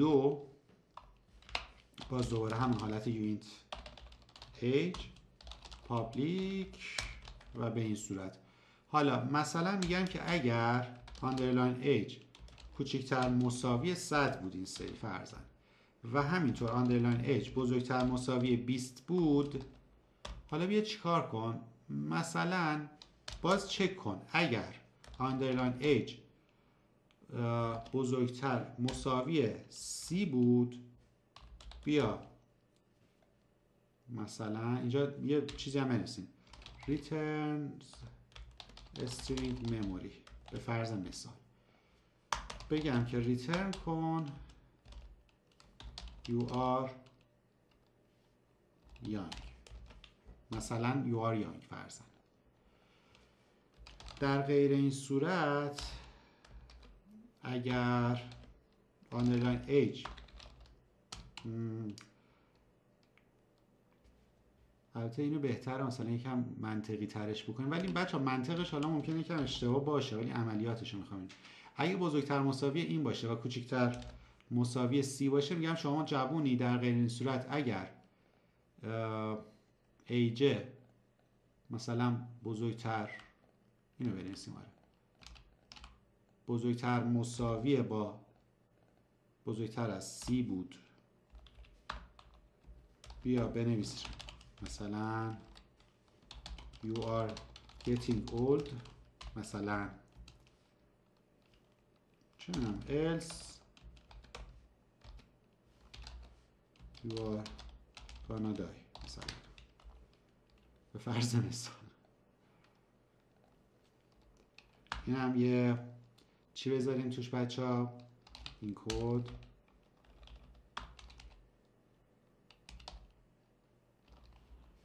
یه شکلکی توش بذاریم ها. اینو نذاشتیم، اینم نذاشتیم. این کد چیه بچه ها؟ اسکول شدیم واقعا. یونیکود. یه مقدار من گشنمه الان، ضرب کردم واسه همونه. میگم این کد چیه؟ خدایا چقدر برای خودم غریبه است این کد. یونیکود یه شکلی هم مثلا برداریم از اینجا برای حال هوامون عوض بشه، بریم تو گوگل ایموجی سرچ بکنیم، یه ایموجی شیطانی بذاریم، مثلا دیویل ایموجی مثلا. آره یه چیز تو این مایا. یوها ها ها ها. دقیقا یه حالت یوها هایی که داره. اوکی این هم میندازیم اینجا. و چی داره میگه؟ statement has no effect. چرا statement نه، چرا افکت میگه ندارم؟ باید داشته باشه، فکر میکنم داشته باشه، داره اشتباه میگه. اینو آنیم، اینم که مهم نیست. اینم ریترن، میتونم ریترنز بذارم، میتونم ریترنز نذارم. اگر اینا نبود که بیا نالیه برگردون. خب داره چی میگه؟ باز میگه که میتونی پیور کنی، میگم باشه اینم به خاطر تو پیورش میکنیم. و اینم میگه که استیتمنت هیچ اثری نداره، بریم ببینیم اثر داره یا نه. علت این که میگه اثر نداره احتمالا به خاطر رنجیه که دارم. چرا؟ خب نه، آره دقیقاً، مرسی امیر حسین، دمت گرم. چرا حواسم نبود ریترن. میگم یه مقدار دیگه قندم افتاده، فکر میکنم یکم ضعف کردم، به خاطر همون دیگه بعضی چیزا جواب نمیده مغزم. نو ریسپانس تو پیج میشه. من فکر کردم شاید این بازش چیز میشه. البته این بازه هم مشکل ایجاد میکنه چون ایج بزرگتر از سی دیگه هرچی بزنم وارد این نمیشه. ولی خب همچین چیزی رو نمیخوایم. پس بگم آقا اینم اند کن با کوچکتر مساوی فرضاً 50، نه 60، نه 70، بازم نه امید به زندگی، اینم 90. بین 30 تا 90 سالش بود میگه آقا داری پیر میشی، اما دیگه هیچ کدوم از اینا نبود دیگه. اینم بکنیم 10 به نظرم. You are young. این آره اگر بزرگتر از 10 بوده این. و آره عکس رو هم میشد اینجا بذاریم. حالا بریم یه دور اجرا هم بکنیم اینو. آره فسیل شده ولی فسیل هم نشده. به خود من خودم شخص از نزدیک دیدم 140 سالش بوده. باور نمی کنید، باور کنید، ولی 140 سالش بود. و البته بنده خدا تقریبا یه هفته 2 هفته بعدش فوت کرد، ولی 140 سالش بود. توی بلوچستان دیدم، توی روستایی که ما 2 سال اونجا بودیم، روستای نوبندیان، و اونجا دیدم. و آدم سرپا هم بود ماشاءالله، ولی دیگه عمرش به دنیا نبود. بچه کوچیکش بچهش 86 سالش بود. بچهش فکر کنم 86 سالش بود. بچه یاد نمیدونم 100 چقدر بودش اون یکی بچه‌شم. حالا به هر حال واسه همین ندیده. آره دقیقاً خیلی سن و سالی ماشاءالله داشت. تاریخ تولدش 1200 نمیدونم چقدر بود. آره 1200 خورده‌ای، ولی واقعا سر پا بود. تازه برای خودش کفش دوخته بود. کفش فکر نکنید از این کفشایی که ما میپوشیم ها، نه، کفش صندل میشه گفت. صندل بافته بود برای خودش، با اون اومده بود اصلا. و خیلی یه چیز هم بچه‌ها بگم، خیلی نگیوه نه صندل بود. یه چیز خیلی جالب که من تا اون موقع نمیدونستم، مثل اینکه آدما از یه سنی به بعد دوباره دندوناشون شروع میکنه رشد کردن از اول، مثل اینکه اونجوری که دیدم. چون این بنده خدا دندوناش دوباره در اومده بود، دست دندون اینا نبود. و آره ریسرچ، حالا خانم پرستو مثل که اطلاع داره. آره منم اون موقع نمیدونم. بعد از 105 چه جالب. و دندون در آورده بود دوباره. خیلی جالب بود، یعنی یه پیرمرد با اون سن و سال و فلان اینا دوباره دندون در آورده بود. آره هر 105 سال مثل این که دوباره دندون جدید در میاری، فکر کنم نمیتونه. ولی خیلی برام جالب بود این داستان، تا حالا ندیده بودم و بعیدم میدونم دیگه تا آخر عمرم هم احتمالاً همچین شخصی با این سن و سال ببینم. بگذاریم بریم سر وقت فانکشن بعدی. دیپلوی، بیا پایین. آپدیت ایج 2. من صرفا برای اینکه مقدار این علامت بامزه رو ببینم سن رو میام می‌نویسم 90 و مثلا 5 سال و میگه که you are gonna die، یعنی حاجی اسرائیل گمت کرده و الا بله. اوکی. و اینم از این داستان، اینم تمام صفحه کنیم مجددا. اون یکی هم دیگه مشخصه دیگه، من اگه الان بیام مثلا بنویسم 90 سال چون این بازش کوچیک‌تر مساویه، این میگه you are getting old، you are getting old. اینم بنویسم چه میدونم مثلا 22 سال، میگه که you are young فرضاً. و اینم از این داستان که صحبتشو کردیم. بریم سر وقت اینو ببندم، این رو هم بندازیم اونور و میم کانترکت بعدی که لوپ ها خواهند بود. بریم سر وقت این. باز میام یک متغیر از نوع مثلا سام تعریف میکنم اینجا و میخوام برای هر کدوم از اون لوپ هایی که داشتیم که گفتیم فور داریم، این بالاتر گفتیم فور داریم، وایل که به این صورت خالی هست داریم و دو وایل داریم، برای هر کدومش میخوام بنویسم یک چیزی رو. یک فانکشن اول میذارم به اسم make sum for، یعنی با استفاده از for ما میخوایم سام رو جمع بزنیم. یه دونه هم با وایل جمع خواهیم زد، یه دونه رو هم با دو وایل جمع خواهیم زد، هر سه تاشون مشابه هم دیگه فرضاً.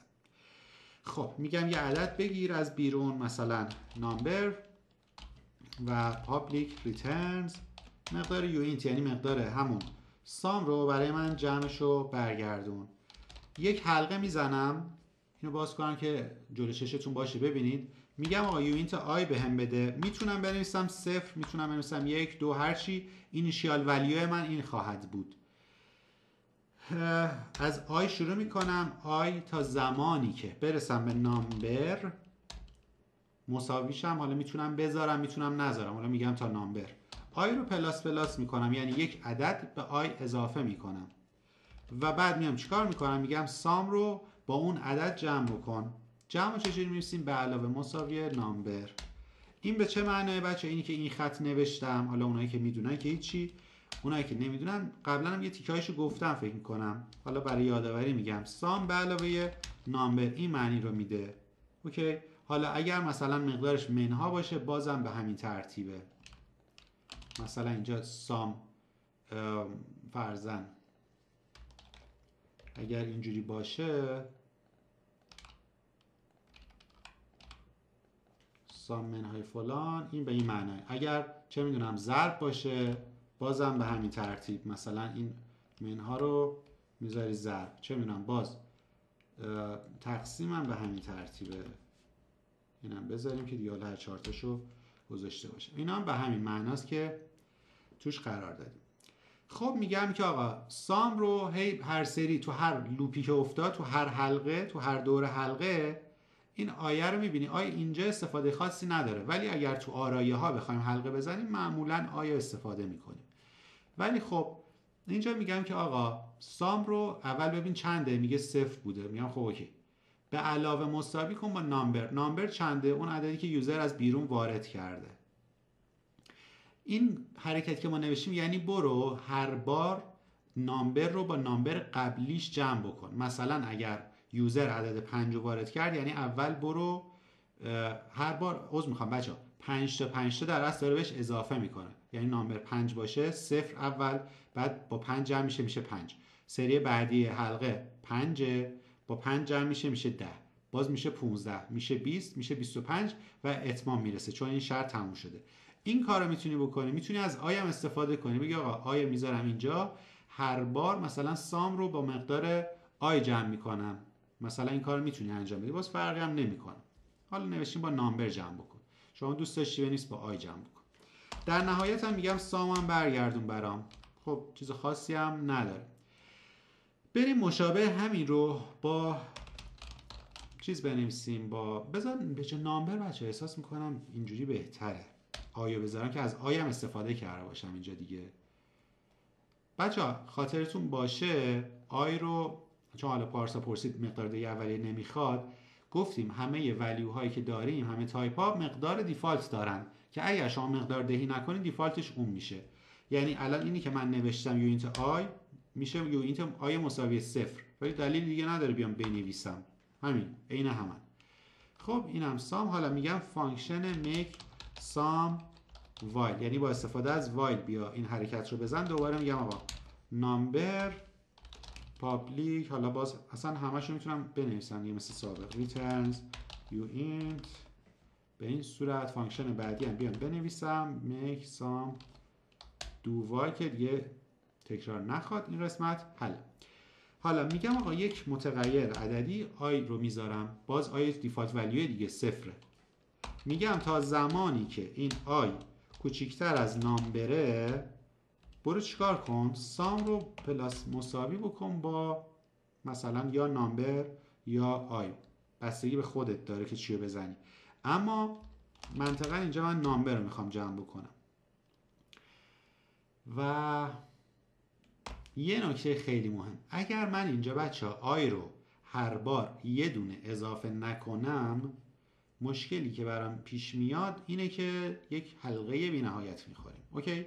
چون تا ابد این آی صفر میمونه و صفر کاربر هم مثلا یکی از بیرون 2 وارد کنه دیگه تا ابد صفر کوچیکتر از 2، پس همش دیگه این اجرا میشه. پس اینو دقت بکنید که حتما اون مقدار آی رو اضافه میکنیم و در نهایت این سام رو هم حالا ریترن میکنم که مثل قبلی باشه.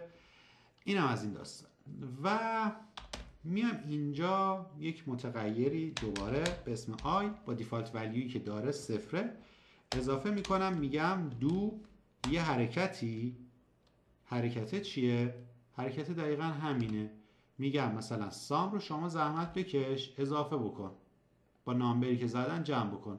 آی رو هم باز پلاس پلاس کن تا زمانی که این شرط برقراره. شرط چیه؟ بازم همین شرط میذارم اینجا و دوباره میگم سام رو ریترن کن. بازم عین همون بالایی، یعنی این سه تا عیناً معادل هم دیگن، البته با یه فرق ریز دیگه، چون اینجا آیو گفتم جمع بکن، اینجا گفتم نامبر.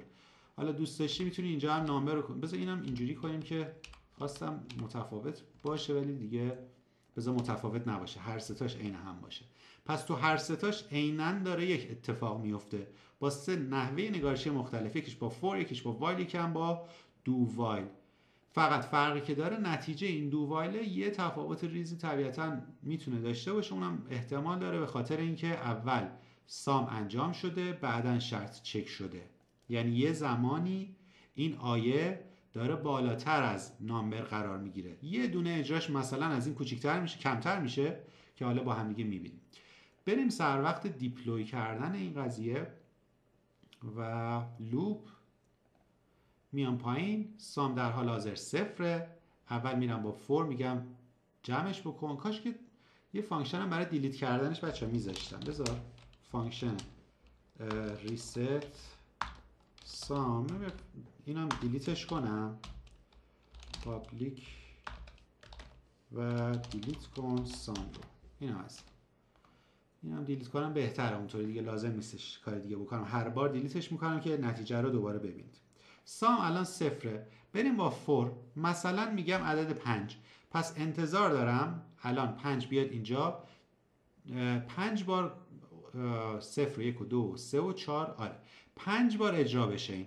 اوکیه؟ پس این اول صفره، صفر با صفر که خب هیچی، بعد دوباره 1 2 3 4، در نهایت اعداد 0 تا 4 با هم دیگه جمع میشن، حاصل جمعش رو به ما نشون میده. بریم بزنیم ببینیم که چجوری میشه. این از این درست انجام شد، سام شد 10. اوکی، دقت هم بکنیم میبینی که یک با 2 میشه 3، 3 با چی بود اعدادمون؟ 1 و 2 و 3 و 4 دیگه میشه 10 دیگه، خلاصه 4 و 3 7 8 9 10. آره خب این از این دیلیتش میکنم و صفر شد. اوکی، make some while. با while هم ببینیم، اینم همین 5 رو بهش میدم. باز انتظار دارم نتیجه مشابه همین حالت بالایی بشه بچه، یعنی بازم عدد 10 رو بگیره. make some while انجام شد، بازم طبق انتظار اون عدد خروجی 10 شد. حالا انتظاری که دارم اینجا به خاطر اینکه حالت اون عوض شد و اول داره آی اضافه میشه، اوکی آی اضافه داره میشه و بعد شرط چک میشه، انتظار دارم که به جای اینکه 10 بشه خروجی ما، این سری خروجی یعنی خروجی فانکشن make some do while بشه 6. انتظار من الان اینه. ببینیم آیا همین انتظار محقق میشه. اول اینو بگیرم صفر، make some بزنم و باز هم میبینیم که انتظار ما برآورده نشد. انتظار من این بود، شاید به خاطر پایین اومدن قند خونمه، نمیدونم. تریسش بکنیم معلوم میشه دیگه. من به نظرم اومد شاید دور آخر اجرا نشه توش و شاید اجرا، یعنی شاید که نه اجرا شده دیگه. به ترتیب حالا یه تریسش بکنیم بچه ها. اول که سام صفره، با صفر جمع میشه. خب صفر، آی یه دونه اضافه شد یکه و یک آی کوچیکتر از نام بره، بله میره دوباره اینجا. آها آره دیگه، نه یک کوچیکتره، بله. حالا این سری سام رو با یک جمع میکنه، یک آی دو میشه، دو آیا کوچیکتر از اینه، بله. باز اینجا با یک جمع میشه، میشه سه، این یکی میشه سه، آیا سه کوچیکتر از نام بره، بله. دوباره با سه جمع میشه، میشه شیش. دوباره آی سه با چند بود، چهار جمع میشه، میشه هفت. درسته؟ نمیدونم بچه ها، قاطی کردم حقیقتا. خودتون اینو ترزش بکنید، چیز خاصی نیست. من یه مقدار مغزم اومده پایین الان. یکم هم مریضی و هم انرژی پایینی و خستگی و همه اینا دست به دست هم داده. الان واقعا مغزم یاری نمیکنه، مگه اینکه دستی بنویسم که خب خیلی ضایع است، دوست ندارم. ولی به هر حال داره 10 میده دیگه. حالا درسته دیگه، اون چیزی که اون داره میده درسته. حالا من تصورم اشتباه بود که 6 باید بده. خب این هم از این داستان. هم صفر رو یه دور دیگه بزنیم ببینیم، بازم 10 میده دیگه. آره اون تصور من اشتباه بود. دو، آره راست میگه. خب پس به قول امیر حسین میگه مقدار رو کمتر بدیم که بتونیم تریسش کنیم. دو بدیم به قول تو. آره الان سام چند؟ صفر، ریستش کنم صفر. دو رو بدیم. خب دو دادم یک شد. دقت که بکنیم ببینیم چجوریه. آی اول صفره، خب سام اول که صفر بوده و آی زیاد شده، اینجا آی چند شده؟ یک شده. یک کوچیکتر از دوه، بله میاد بالا. اینجا فقط پس صفر اول جمع شده، حالا آی کوچیکتر از یک کوچیکتر از دوه، بله میاد اینجا. سام به علاوه مساوی آی دوباره، حالا صفر این سری به علاوه یکه. سام تا اینجا یک شده، آی یه دونه اضافه میشه، میشه دو. دو آی کوچیکتر از نام بره، خیر. پس دیگه همینجا اتمام حلقشه و دیگه تو لوپ بعدی، تو دو بعدی وارد نمیشه. دو اینجا دیگه تموم شد، پس به خاطر همین یکه. حالا سه بدیم چی؟ انتظار داریم سه هم بدیم. بذار ریست کنم. سه هم بدیم شد سه. باز درسته فکر کنم یک با دو جمع میشه. ریست کنیم. چهار. آها چهار میدادیم اگر شیش میشد. آها پس 5 همون بود. ریست کنیم، اینا هم 4 بدیم همون 6 میشن. پس با این حساب آره نه فرق خاصی دیگه نداره اون حالتش دیگه. پس اوکی. نه رو 4 همشون 6 میشن دیگه. آره این فقط تنها فرقش اینه. حالا اگر من جاییرم حواسم نبوده یا قندم و اینا افتاده که گفتم انتظارم 6، بچه ها خب یه تریس که بکنی ریز ریز همونطور که مثلا با دو تریس کردیم. من الان واقعا حالا دیگه تریس کردنشو ندارم، ولی با دو هم تریس بکنی قشنگ راحت در میاد که داستانش به چه صورت هستش و چیز خاص دیگه ای هم نداره. حالا دوست داشتین اون 5 رو هم تریس بکنید خودتون، ولی قاعدتا دیگه خروجی همون چیزی هستش که داره. شبیه فاکتوریل میشه به قولی. آره خانم پرستو که گفتی فاکتوریل چیز تو هم مایا میشه. و اینم از این داستان.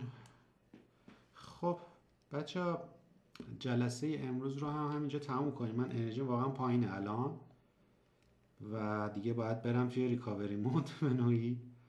تازه بعدش استراحت باید بکنم، یه پروژه دیگر رو بشینم پاشه مقدار. عذرخواهی میکنم، یه مقدار من دوست نداشتم مثلا جلسه هم زیر 2 ساعت باشه، ولی الان دیگه حالا 1 ساعت 40 دقیقه رکوردمونه دیگه. خودم دیدم یه مقدار خستم واقعا و دوست ندارم کیفیت مالکی بره پایین تر و دیگه همین. حالا الان سوالی چیزی دارید؟ فداتون بچه ها همگی، شما هم خسته نباشین. اگه سوالی موردی چیزی دارید بپرسید.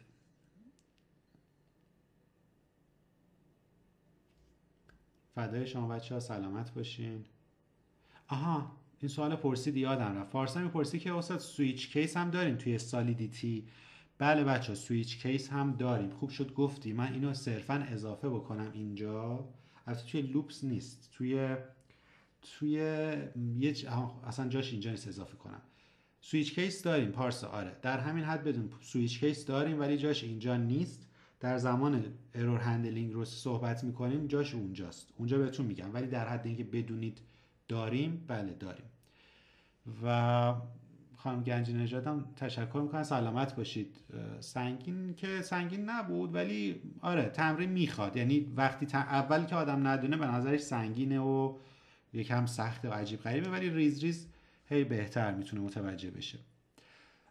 پارسا میپرسه توی کاندیشن نمیشه؟ نه تو کاندیشن نمیتونید. ترای کچ فقط تو 2 حالت خاصه که انجام میتونید بدین که بعداً در زمان ارور هندلینگ راجبش صحبت میکنم، ولی فقط و فقط در حال حاضر توی اون 2 تا حالت خاص قابل استفاده است که اون حالت هم کاندیشن نیستند. اوکی؟ و الان ذهنتون رو درگیرش نکنید، ولی دیگه مثل جاوا اسکریپت یا فرضاً پایتون نیستش بگیم ترای کچ بذاریم ترای کن این کار اگر نشد خطاش اونجوری بهمون بده. نه 2 جای خاص داره که کاری نداره. به نظر من آره امیرحسین میپرسه سالیدیتی از بین همه زبونا بیشتر به جی اس نزدیکه. نظر شخصیم آره اینه، به جی اس به نظر من از دید من خیلی نزدیک تره تا حالا پایتون یا سی پلاس پلاس. نظر شخصی چیزی که من دیدم تا الان عموما سینتکساش خیلی به جی اس نزدیک تره. و همین، باز اگر سوالی چیزی دارید بپرسید من بهتون بگم در انتهای این ویدیوم باشه، اگر نه که بدرقتون کنم برای جلسه بعدی و برید استراحت بکنید. کویزارم بزنید اگر دوست داشتید، به خاطر اون بحثای مدرک کنم اینجور چیزا اگه خواستید دوست داشتید، و همینطور افزایش دانش خودتون، چون طبیعتا به تقویت خودتون کمک میکنه. کداش هم تو اولین فرصت توی این 1-2 روزه ایشالله پوش میکنم روی ریپوزیتوری مربوطه و میتونید دسترسی به کدهاش هم از اونجا پیدا کنید. و خب امیرحسین میگه من یه مقدار سی پلاس پلاس هم کار کردم، یکم به اونم نزدیکه. خب حالا اگر میگی اوکیه. کویزا بعد یه زمانی باز نمیشه توی چیز، کاش توی گروه حالا من میگم به بچهای پشتیبان اونور که زحمت کویزو میکشن چک بکنن اگر اینطوری بود که مثلا کویزو یه جوری باشه که بتون شرکت کنین، اینجوری اذیت کننده نمیشه، چون باید پر کنید به نوعی حضور غیابه، به نوعی اون داستان مدرک و این مسائل هست. باشه دمتون گرم بچه ها، دیگه بریم این سوال جواب ندم تو گروه بپرسم امیرحسین. آره خب مرسی همگی. اگر امری نیستش دیگه بریم از خدمت همدیگه مرخص بشیم دیگه. اینجور چیزا راجع به کویز و اینا رو بچه تو گروه بپرسید، بچه پشتیبان بهتون میگن اونور. خب خسته نباشید بچه ها، دم همگی گرم، انشالله که براتون مفید بوده باشه. شب خوبی داشته باشید. فعلا گودبای.